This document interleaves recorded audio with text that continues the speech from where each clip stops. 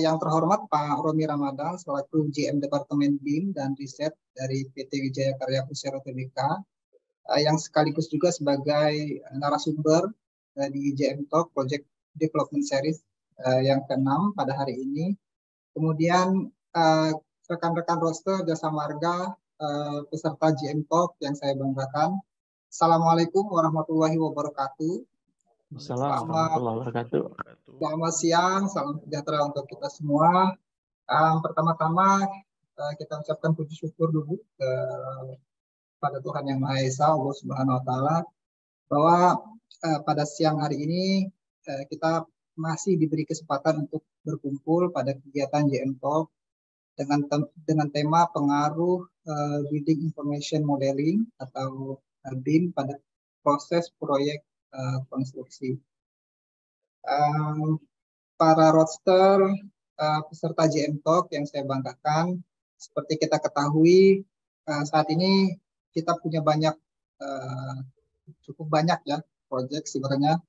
Kita punya ke depan rencana masih punya 640-an kilometer jalan tol yang dalam proses konstruksi dengan nilai investasi kurang lebih mencapai angka 80 triliun.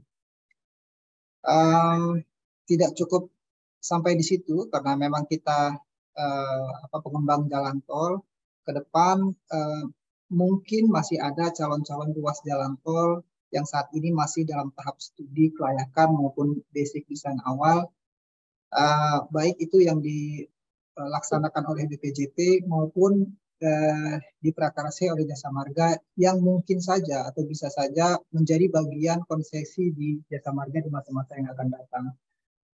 Nah, adapun untuk tahun 2023 yang terdekat, kita sendiri akan konsentrasi pada lebih kurang 8 paket konstruksi yang tersebar di 4 ruas jalan tol, yaitu di Probolinggo Banyuwangi, kemudian Jasa Marga Japek Selatan, Jogja Solo, dan Jogja Bawen. Nah, mengingat ruas-ruas jalan tol tersebut memiliki nilai investasi yang besar untuk pembangunan tersebut, tentu saja kita mengharapkan investasi yang kita keluarkan tersebut menghasilkan jalan tol yang mantap dan berkelanjutan. Nah, untuk itu kita perlu memastikan pembangunan yang dilaksanakan tersebut tepat mutu, tepat waktu, dan tepat biaya. Pada proyek konstruksi sendiri, Bapak Ibu roadster peserta GM Talk yang saya banggakan, sebenarnya dalam implementasinya masih banyak permasalahan yang kita hadapi. Yang sebenarnya permasalahan tersebut dapat diselesaikan atau dipermudah dengan adanya teknologi. Contoh beberapa permasalahan atau kasus yang bisa kita ambil, misalnya pada proses desain yang produknya itu masih belum dapat divisualisasikan secara mendetail. Kemudian proses monitoring ya, di proyek atas pekerjaan di lapangan itu masih dilakukan secara manual dan terpisah, termasuk proses approval-nya. Kemudian kontrol jadwal juga seperti itu masih dilakukan secara manual dan terpisah. Nah, dari contoh-contoh permasalahan tersebut, sebenarnya sudah ada solusi yang ditawarkan melalui teknologi seperti yang saya sampaikan di awal tadi, yaitu sesuai dengan tema kita hari ini menggunakan sistem yang disebut Building Information Modeling atau BIM. Untuk lebih tahu lebih dalam dan lebih banyak mengenai apa sebenarnya BIM dan kemudian seperti apa implementasinya, nanti mungkin kita akan bisa diberikan pencerahan oleh ahlinya.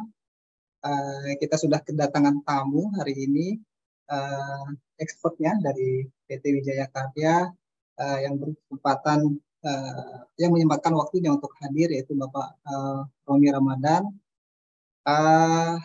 Saya pikir ini kesempatan yang baik buat kita untuk lebih memperdalam dan menambah wawasan kita terkait dengan perkembangan dan implementasi BIM ini sendiri.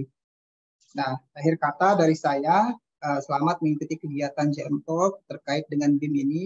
Saya juga sekali lagi mengucapkan terima kasih atas waktu dan sharingnya nanti dari Bapak Romi Ramadan yang telah bisa hadir sebagai narasumber hari ini.